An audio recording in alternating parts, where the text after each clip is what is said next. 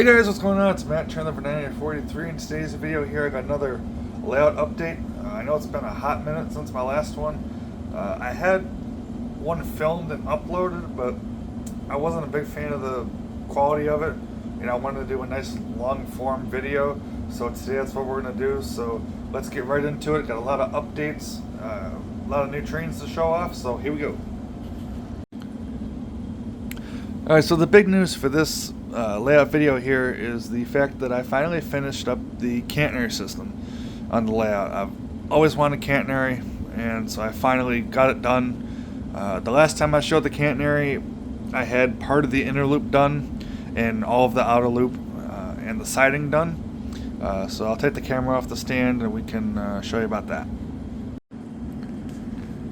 Alright, so the last time I showed this, I had all the outer loop done, complete, and then I also did the siding up in here, which turned out pretty good. And so this is all the MTH catenary system, except for a couple pieces of Markland wire that I got in, mainly just to fill in gaps. So like this area here, and then over in the back I have another section that has just a little piece, just so that way, should I misjudge where I'm at, it won't knock the pantograph off. Was kind of the deal there.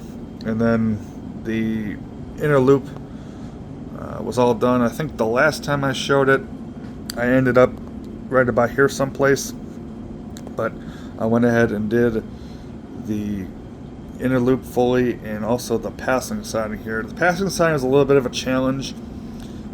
This pull was pretty easy.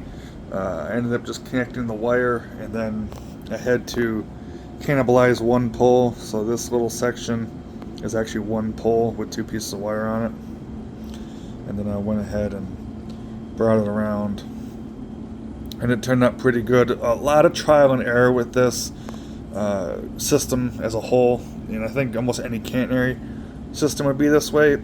It's a lot of trial and error, especially on your curves and on your straights as well. I mean, your straights are not just throw the wire up and go. There's a lot of play. Like this front section here took a lot of play to figure out how I had to do it for what I wanted to run on here. But it turned out pretty good, if I had to say. The hardest part was it over here, if I can get there, was this part right here where I had this section meet where the main line joined the passing siding.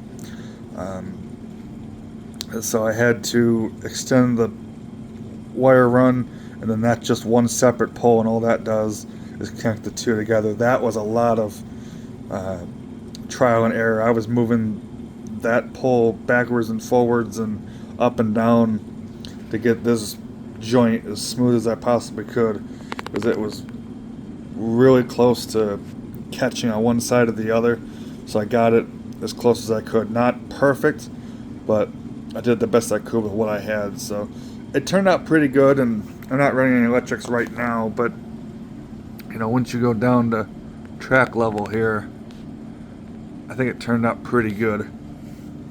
So I'm pretty happy with how it turned out. And then it goes along in the back, and then on this siding, which I can go back there and show you that.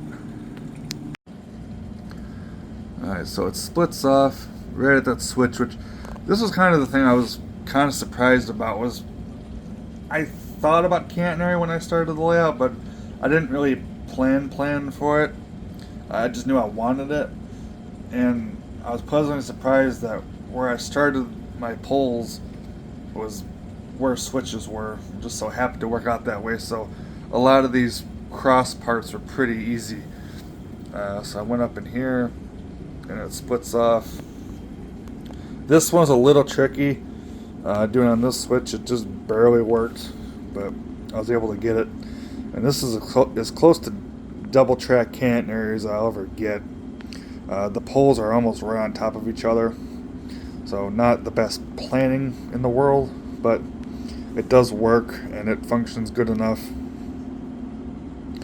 for what I need. And then here's another piece of that Markland wire I didn't go all the way down, but close enough. You know, I'm not gonna go all the way down, but it gets the job done. It looks really good. I mean, you know, when you're looking at this thing, it is just really cool to kind of look down like that and just see poles for days.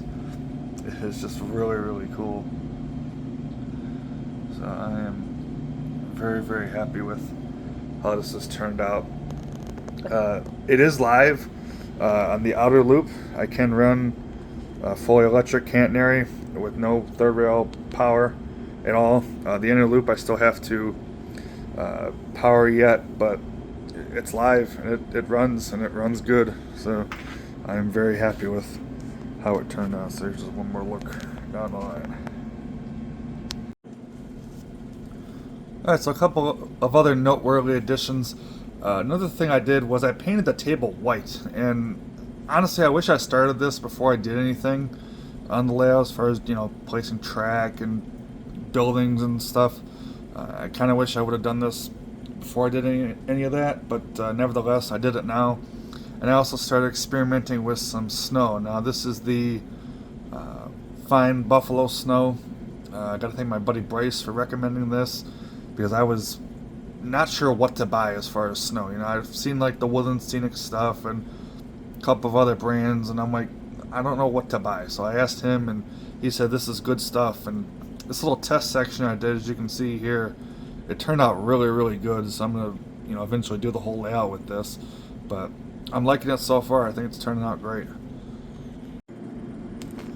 So if I kind of go top side here, kind of see what it looks like. So I started kind of in the back just so that I can get an idea of what this looks like, and figure if I screw it up, it's in the back. I won't really be able to tell. But no, I think it looks pretty good. And I'm not going to do ballast on the track. I'm just going to build the snow up, like where the track level would be. So like in here, I'll do this a little bit better. But you know, kind of go down here, you can see kind of what it'll look like. And I think it's going to turn out pretty good. I'm pretty excited with it. Now, before I, you know, painted the table white, I filled in about 5 million holes that, you know, when I was doing the catenary, moving these poles all the way around and whatnot, I just, you know, there was holes for days. So I used some of painter's tape and covered them up so you could see where, you know, they are. But eventually, you know, I'll build the snow up enough so you won't be able to tell. But for now, that's what we got over here. I also got some trees. These are from Walmart in the holiday section when they have that. So I got some trees. I'll probably get another pack or two. But looking pretty good over there for now. Another big thing is in this corner. So this corner, I've kind of had a thought to do a park at some point or another, and it started with this. This is a Mr. Christmas skate park that I've had this for years, and I love it. And so I want to incorporate it into the layout somehow. And I thought about, you know, putting it over there someplace, but I'm like, you know what? No. So I had a TV and, you know, a little, you know, kind of sitting area over here, but I took the TV out and I made this park section. So I have the skater park, and this is a Mr. Christmas Ferris wheel. I saw this and wanted it, so I bought it. And then these are Home Depot Christmas trees. So I got one here that's kind of got, you know, just random funny ornaments and little mementos and things. And then I got this one that has Hallmark trains, you know, the Hallmark trains they come out with. So I got just piles of these, so I went ahead and threw a bunch on.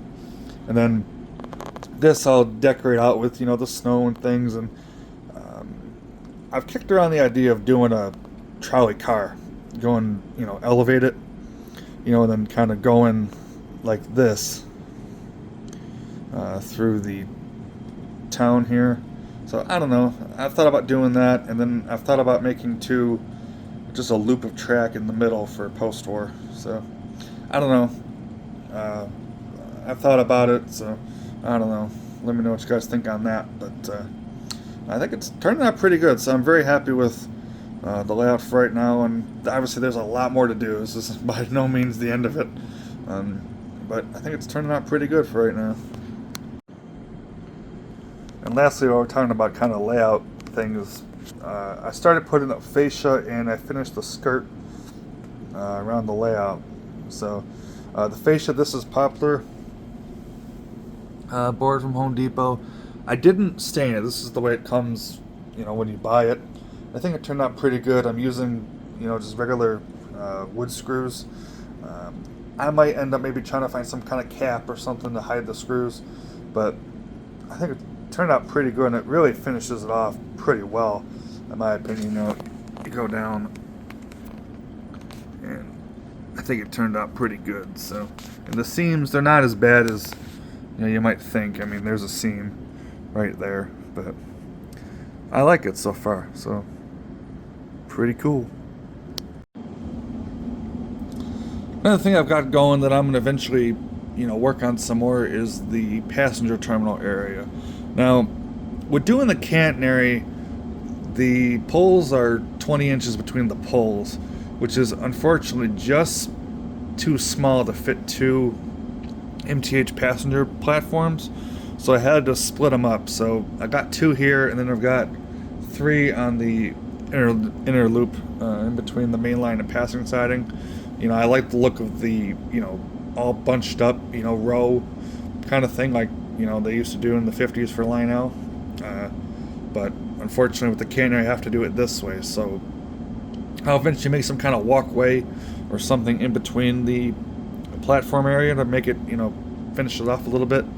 But for now it looks pretty good, and it's nice because that way I can, pull a train in and do kind of a pseudo station stop and then back it up and keep going.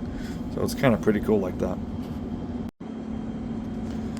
Then some more layout work in this corner here. So I had the Menards big passenger platform terminal station, and it was nice. It was gigantic, and it just honestly was a little unnecessary for this area, if I'm being honest. I mean, it went, all the way, like from, where the fascia is to back there someplace. I mean, it was huge, the platform. So I've always liked these MTH country platforms with the Christmas lights on them, so I went ahead and bought one. And I like this a lot. This one's really nice. So I kind of got, the Christmas tree. That's a Lemax Christmas tree. And then I've kind of got a little parking area, and I'm going to do this a little bit better. But, I got some Lego trucks. There's a donut truck and a burger truck. And then a taco truck. I forget who makes that one. Then a Lego London City bus that I'm going to eventually move. But looking pretty good, kind of a parking area. Eventually, this more than likely will be some kind of crossing or something where this Class A is. I'm not exactly sure how I'm going to do it yet, but eventually I'll figure something out. But for now, it looks pretty good, and when you back out from a distance, it looks pretty neat. And next, and probably my favorite addition, to be honest, is this siding I did here. Now, I've had the siding for a little while, and originally I thought about doing, making this for articulated steam. So I was going to redo this entire curve and track. Almost get rid of this whole, front section where the subway train is. Almost just get rid of that and redo this whole thing, just for articulated. And more to the point was basically this part of this curve right here, just a little close, and it's the only spot in the whole layout that's close enough to hit. But that stuff does hit. So, but I'm like, what? Why am I gonna do this? I'm just gonna not run articulateds on the inner loop, or smaller articulateds. So, like the Class A or Malay or things, I can run those. But big boy and Challenger stuff, no, can't do that. But so I had the idea of that I was gonna do this. Well, when that idea kind of came and went, I still had the siding, so I'm gonna do something with it. So I went ahead and gave it a separate power feed, and it is where this Lionel command control crane and boom car are. This thing is a ton of fun. I love this. This thing is great. The cranes are very temperamental and very fragile. So if you get these, be extremely careful with them, and do yourself a favor, don't buy them untested. I have another one of these that's banished itself to the box just because it was just a mess. So do yourself a favor and just buy it tested at least, or brand new if you can. But when they work, they're a ton of fun, especially the sound set on the boom car. That's just a lot of fun. So, then I have everybody's favorite paint scheme, the Santa Fe Gen Set. Love this engine. I've showcased this one in a previous video, but yeah, I think it turned out really good. This siding here, so it's split. The passing siding just goes along, and then from the switch back, it's off a separate power feed, so I can run just the crane if I want and not have to turn on the passing siding. So I think it turned out pretty good, so I'm happy with it. And then we have kind of the Main Street section. I believe in the last one, I think I had these buildings, the Krispy Kreme and the Ford dealership. If I didn't, then I have them now. But these turned out really good. I'm still not sure what I'm going to do in this area. I'm probably going to make this like a, parking lot kind of thing. I have a snowplow truck that I'm going to eventually throw up in here somewhere, and have mounds of snow or something like that next to the rail yard with the crane. But I think it's turned out pretty good, and I'm happy with it for right now. So eventually I'll figure out something to do in this blank area, but I'm happy with that for now. And then in the back, a couple buildings, the Higbee's department store, I had to get that. And then gimbals. I did not know they were doing gimbals until after Higbee's came out. I think in between the run of buying Higbee's and finding out that gimbals was announced, I ordered gimbals just because I had to get it. Elf is probably my favorite Christmas movie ever. Yeah, so I got that. And then in the back there where those MU cars are, I'm probably going to get the Big Lionel Irvington factory. Very nostalgic piece, for TM people like myself. So I think I'm going to end up going in for that along the back. And said maybe do a post-war loop. I'm not sure yet. I need to kind of figure out. I have the space enough to do what I want, but I'm not sure. I'll flash up a picture or two just to kind of get the idea. But I think that's what we got going on there. So pretty cool stuff going on. Alright, so that about takes care of layout work for this video. I know it wasn't, milestones of progress, but little things do kind of make a big difference, and eventually there'll be a lot more to show, and scenery and detail and everything else. But for now, it's looking pretty good, and I'm very happy with it. And eventually, more will come. So for now, we'll talk about some new additions to the collection, and there's piles of them. Alright, so we'll start on the layout and then go to the wall, and then, you know what, I'm just going to run a pile of stuff too. So, this is a Vision Line Class A, 1211. My God, I mean, besides the lettering being yellow and not gold, just a fantastic piece. I love this one. As you saw in the beginning, can't have a me video without a subway.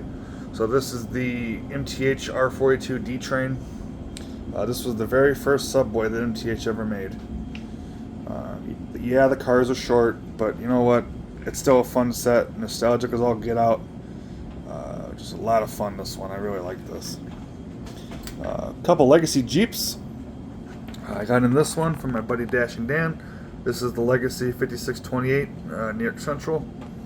And then on the miniature models server, the Pennsy 8512. I'm looking for the 8510, so if anybody knows how to find one of those for a reasonable number, let me know. And then right next to it is a Proto 1 Centipede. I had one of these and actually swapped shells with the PS3 version and then traded it away. So I'm glad to have this one back. I run the Broadway Limited with this, which is right over there. There's the Broadway Limited passenger train. Yeah, so this box here is the Broadway Limited, the diner pack. There's the 4-pack, and then both of the 2-packs. So I have 10 cars, 10 of the 11 cars they made for this. The only one I'm missing is the Canary View camera dome car, which eventually I'll grab that, and then I'll have the whole train. I can't really run the whole train because it's too long, so I kind of split it in a couple sections, but it's still fun.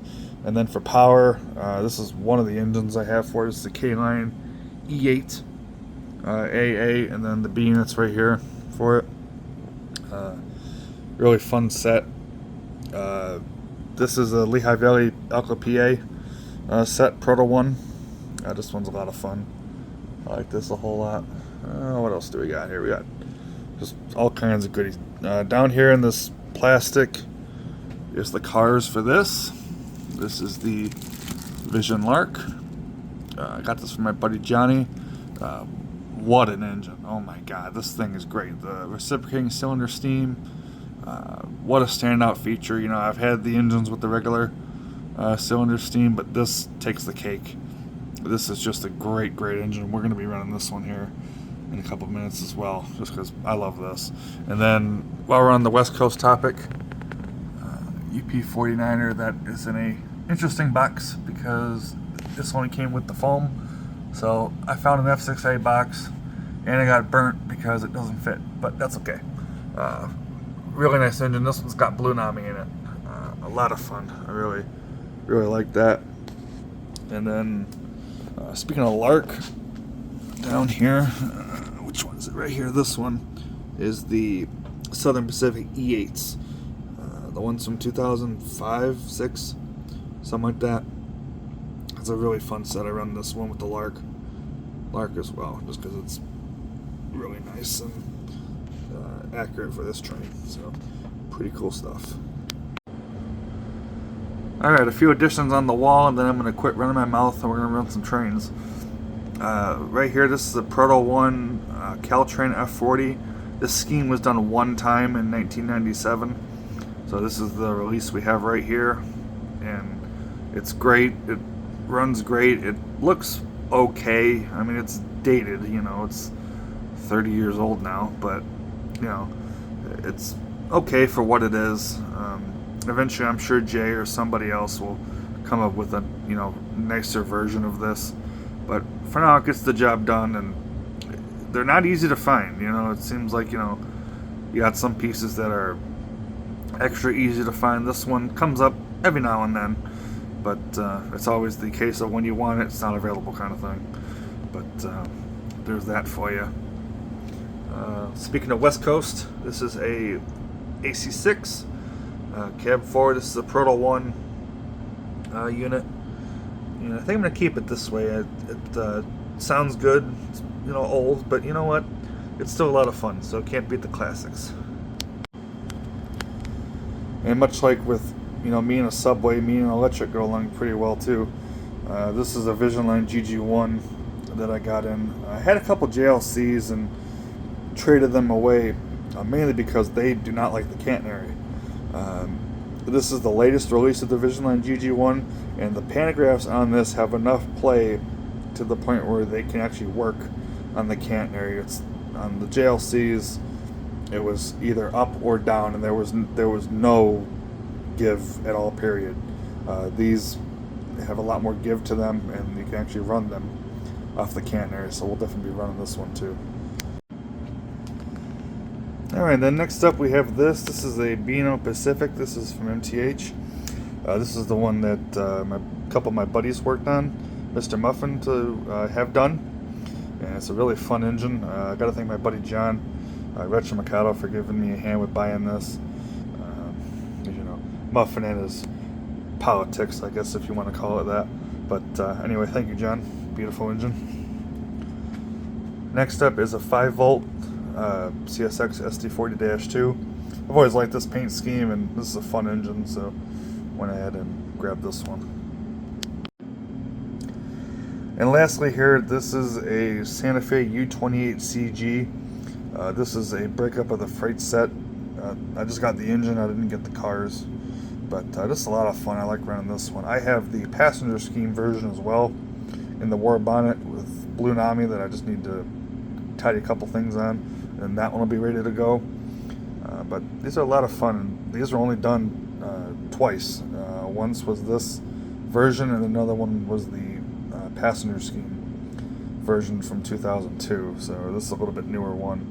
But still, it's been a hot minute since we've seen this tooling, so maybe we'll see it again soon. But this one's a lot of fun. I like it a lot. Alright, so I'm going to end this video by running a pile of trains. Some of the stuff you saw on the wall and other things I have to get out, but that's going to do it for this one, guys. Catch you next time. Train 1 break at NW1211. We're showing 90 pounds on the rear of train. Take out 20 for initial terminal break. That's a Roger. 25 reduction given. Checking for leakage, over. Roger, showing 20 pounds. Walking the train. Breaking out.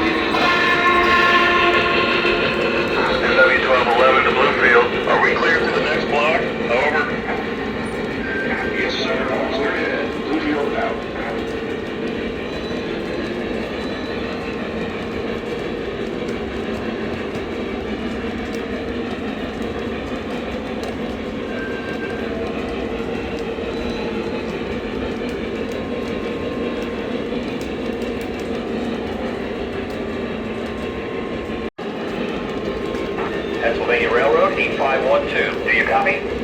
Roger that. 8512 here. Start up and stand by. Gotcha. Out.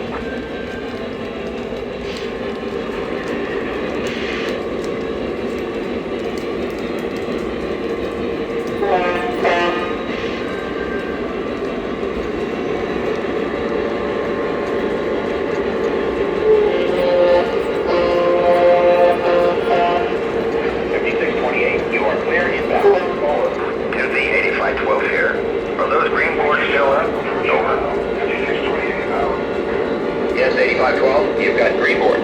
Over. Thanks, dispatcher. 8512 out.